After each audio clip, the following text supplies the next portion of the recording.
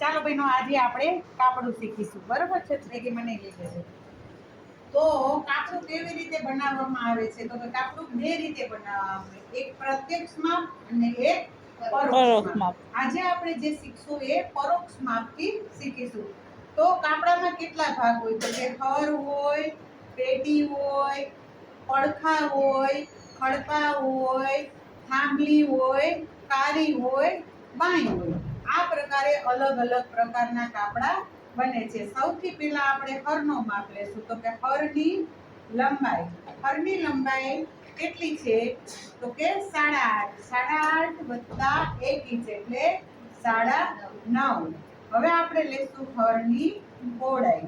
તો કે હરની પહોળાઈ ઉપરથી તમને પરફેક્ટ ના મળે, નીચેથી પણ ના મળે. ગળાના ભાગેથી તમે લેશો એટલે તમને હરની પહોળાઈ કમ્પ્લીટ મળશે. તો કે 8 + અડધો ઇંચ સિલાઈ એટલે 8.5. હવે લેશું આપણે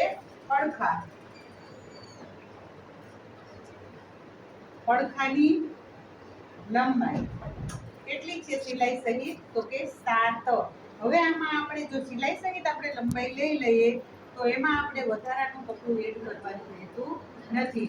હવે આની પહોળાઈ બે રીતે આવશે. તો કે પડખા ઉપર કેટલા પહોળા અને પડખા નીચે કેટલા પહોળા. ઉપર કેટલા પહોળા? તો કે 3.5.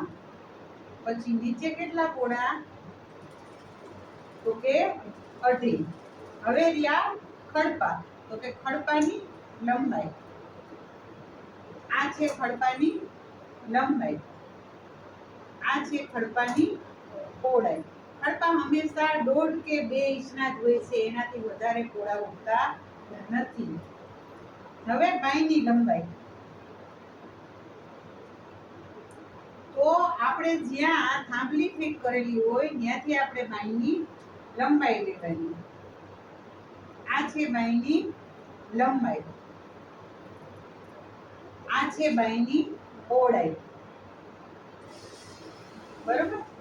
હવે આ કારીને એ બધું તો તમે લંબાઈ પહોળાઈના હિસાબે એમને પણ કાઢી શકો. આનો કોઈ માપ લેવાની જરૂર ના હોય. કારીની પહોળાઈ તમે 5 ઇંચ રાખો એટલે થઈ જ જાય. થઈ ગયું?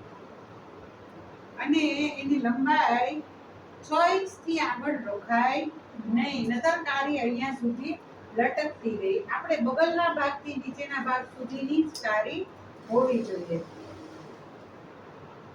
આ થઈ ગયું આપણું આજનું કાપડું. રહ્યું હવે પેટી. તો કે પેટીની લંબાઈ કેટલી? તો કે 5 ઇંચ છે. અડધો ઇંચ આપણે સિલાઈનું છોડશું એટલે 5.5 ઇંચ. પેટીની અહીંયા છાતી બાજુની લંબાઈ, કમર બાજુની લંબાઈ રહેશે એની 3.5. અહીંયા 3.5 ને અહીંયા 5.5 એટલે અહીંયા સરમાં એનો ક્રોસ આવશે 2 ઇંચનો. અહીંયા ને અહીંયાથી જે ફેર આવે એ ક્રોસ આપણે ક્યાં આપવાનો છે? તો કે સરની અંદર. હવે પેટીની પહોળાઈ. તો પેટીની પહોળાઈ રહેશે આવી રીતે 7 ઇંચ. 7 ને 7 14. કેટલી થઈ આપણી પેટીની પહોળાઈ? 14. લંબાઈ કેટલી થઈ? 7. પેટીની લંબાઈ. બરોબર? અહીંયા કરતા અહીંયા પેટીની લંબાઈ 1.5 થી 2 ઇંચનો રાઉન્ડ આવે. એ જ રાઉન્ડ આપણે સરના બાજુ એડજસ્ટ કરી લેવાનું. બરોબર? તો આ હતું આજનું આપણું કાપડાનું પરોક્ષ માપ.